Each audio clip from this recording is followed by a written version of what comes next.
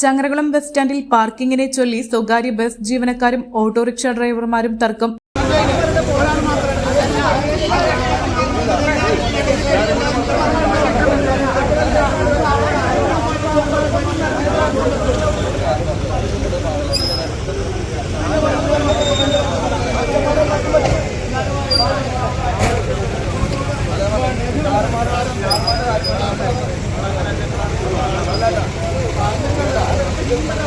Police എത്തി പ്രശ്നം പരിഹരിച്ചു. വ്യാഴാഴ്ച പകൽ 11ഓടെ ചങ്ങരകുളം ബസ് സ്റ്റാൻഡിലാണ് തർക്കമുണ്ടായത്. സ്റ്റാൻഡിലെ നിശ്ചിത സ്ഥലത്തുനിന്ന് ഓട്ടോറിക്ഷ റോഡിലേക്ക് കയറ്റിയിടുന്നത് മൂലം ബസ് നിർത്തി ആളെ ഇറക്കാൻ ബുദ്ധിമുട്ടുന്നുവെന്നാണ് സ്വകാര്യ ബസ് ജീവനക്കാരുടെ പരാതി.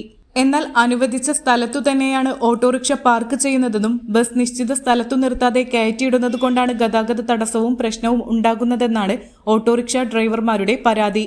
നിരന്തരമായി ഈ വിഷയം ശ്രദ്ധയിൽപ്പെട്ടതിനെ തുടർന്ന് ചങ്ങരകുളം പോലീസ് എത്തി ഓട്ടോ ഡ്രൈവർമാരോടും ബസ് ജീവനക്കാരോടും സംസാരിച്ച് ചർച്ച ചെയ്ത് പ്രശ്നം അവസാനിപ്പിച്ചു.